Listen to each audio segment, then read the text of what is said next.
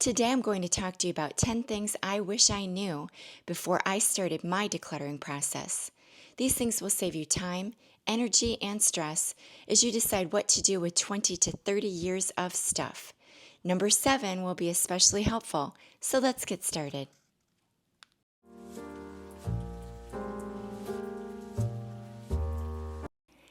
One of the very first things I'm going to say, and you might guess it, is your kids don't want your stuff. They really don't. I came across Swedish death cleaning a few years ago, and I thought to myself, I'm going to ask my kids and see if they want particular items that I've been not just hanging on to for them, but hanging on to that I use that I thought that they might want.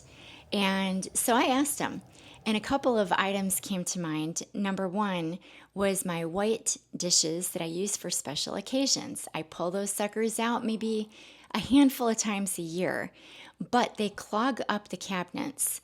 I have a 10 by 10 kitchen, and there is just no room for something like that.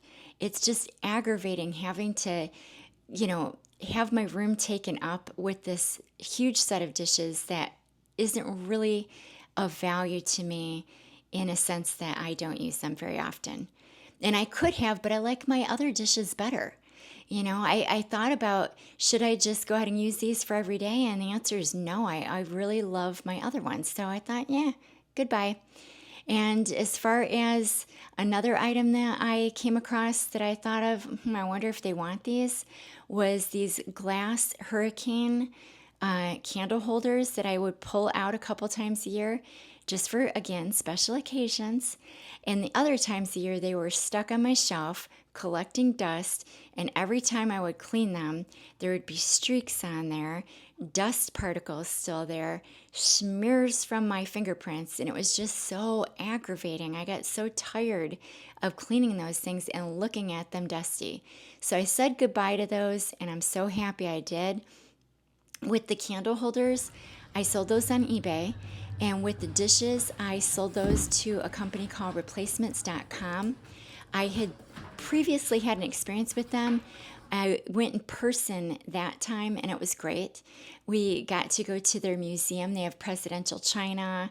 So it was just kind of a fun experience. And then we went to Asheville after that because it wasn't very far away. So we kind of took a little trip around this. This time, though, I decided, been there, done that, and I shipped them off via FedEx, and it turned out great. I was really happy with the process. I received my money really quickly into my bank account, and I am very happy to say I don't miss those things at all. And I think if you had some items like that that you ask your kids about, you might get the same answer.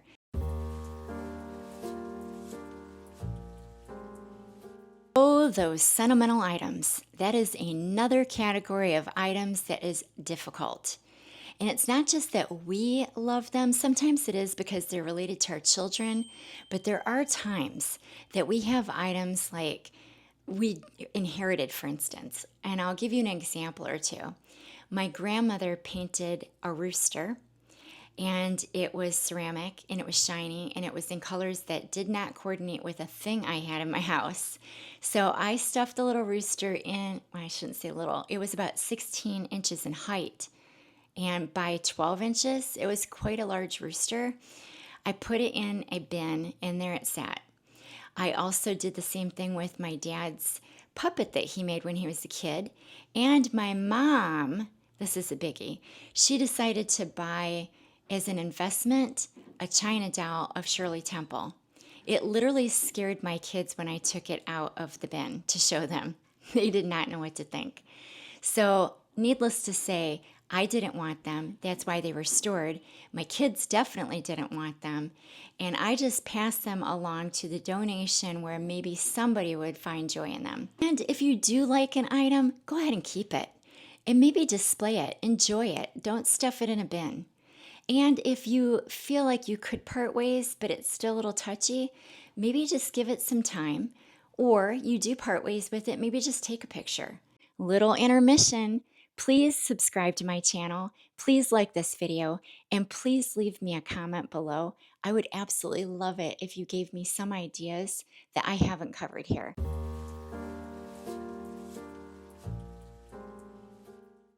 I'm telling you, you don't have to get rid of everything at once. Trust me on this. It is just not necessary. You can take your time. You can go ahead and pace yourself at a rate that feels good to you. I think sometimes people feel like it's all or nothing. You got to do everything in one weekend. No, you can go ahead and do, 10-minute increments. You might have aging parents or kids or job obligations. You're just tired. You can go ahead and take the time that you need to do it in a fashion that you feel good about so that you don't get burned out and quit. Because the name of the game is to continue at whatever pace you feel comfortable with, and that is what you should do.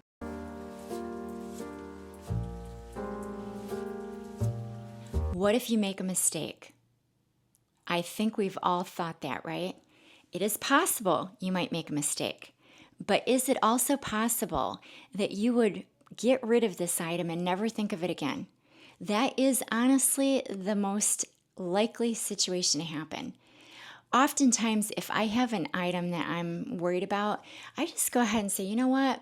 I'm going to go ahead and part ways with this. And if I need it back, I can go ahead and repurchase it at the store, on eBay, on Facebook Marketplace, or maybe I can just find a substitution for that item. Now, I know I mentioned pace yourself before, and that is a really good tip. In this regard, I mean pace yourself if you have obligations. So if one of my kids calls and says, hey mom, can you go to lunch or breakfast, or can we have a cappuccino? My answer is yes. Yes, I can. And I just put off what I was doing with my decluttering and organization until another day or time, because I feel like you never want to say no to those opportunities, because sometimes with your kids, they just don't have a lot of time. Maybe they have their own jobs now, or they're going to school and they're friends and they have obligations. So for them to take time to ask you to get together with them, your answer should be yes, and you could just come back to your other things that you're doing and just pace yourself in that way. I think you're going to be happy if you do that, and you'll feel less guilty.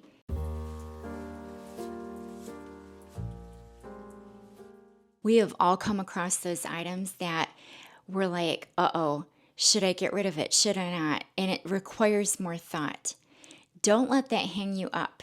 Don't let it slow you down.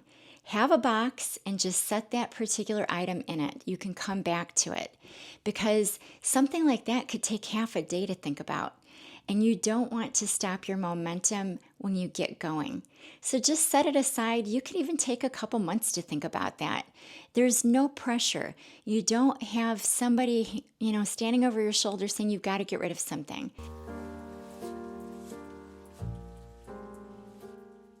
Now, this here is the one thing I said is a doozy. It's the best thing, maybe not the best on this list because I think they're all good, but it was so meaningful to me, and that is just don't keep something because you spent good money on it.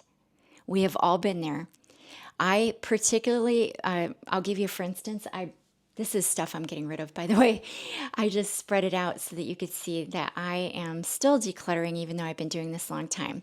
But getting back to it, this shirt here I bought. It's a size medium. It was the only one. Okay, let's back up. I was buying something online. I loved the look of the shirt. It's a vintage 1990s shirt from J. Crew, but they didn't have my size. So I went ahead and bought the size bigger, and it didn't fit right. But I kept it because it was final sale, and I couldn't do anything about it. It was my fault. Tried to wear it. I don't feel comfortable in it. So why am I keeping it? I'm going to pass this on to someone else. This shirt here, got it last year, wore it a couple times. It's just not my color. It sits in my closet. I never wear it. Why am I going to keep it? This shirt here, it wasn't a regretful purchase and I didn't spend money on it, but it's from a walk that I did, and I'm never going to wear it again. So it's clogging up good space in my closet that could be taken up by something I actually enjoy wearing. So it's items like that that can just go. You don't need to worry about keeping it, and don't feel guilty about it if you spent money on it. Just kind of figure in your head that somebody else can gain joy from it. I remember one time I was doing an estate sale with my grandmother and my dad, or no, for my grandmother with my dad. And at the end of the day, my dad said to me, "Boy, Bren, we sure did make a lot of people happy today."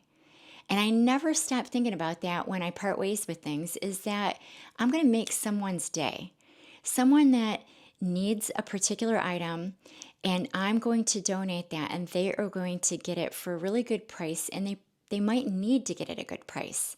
And I just feel good about that, and I think you can too.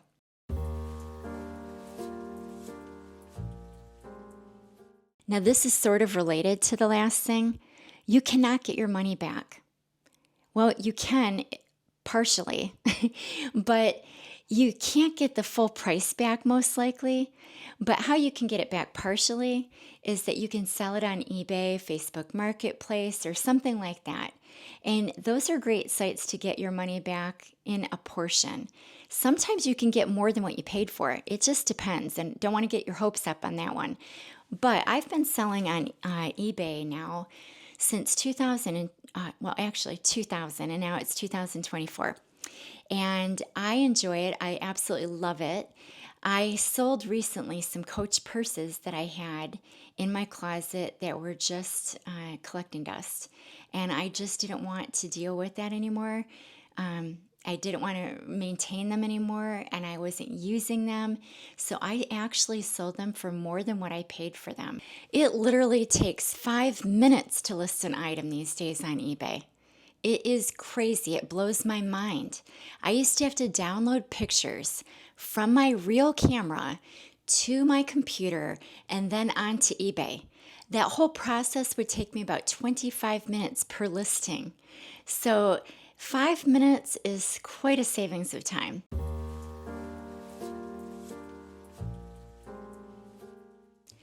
What's one thing you think of when you feel like, oh, what do I get to do after I declutter? You get to organize. So prior to decluttering, oftentimes people run out and get all their organization tools. But that is the last thing you need to do, literally the last thing. You need to declutter first, and then go get those awesome items that is kind of your reward at the end of all of this. Because truly, you just don't know what you're going to need and what amount you're going to need before you get rid of your things. You could get rid of 20 to 30% of your things that you think you might need to organize, and that would just be a total mistake. So save yourself time and energy. I have dealt with this. I can't tell you how many times that I've gone to the store, bought what I think I needed, and then I'm either returning some of those or I'm going back to the store and hoping and praying that they have more of what I need.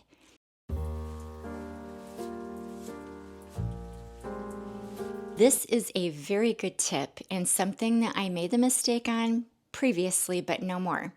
I buy matching bins. I have certain ones like in my memory bin room. I call it the memory bin room, but really it's the holiday storage slash memory bin room. And I have these giant metal shelves, and on them I have these clear plastic bins with white lids, and they fit perfectly onto that shelf.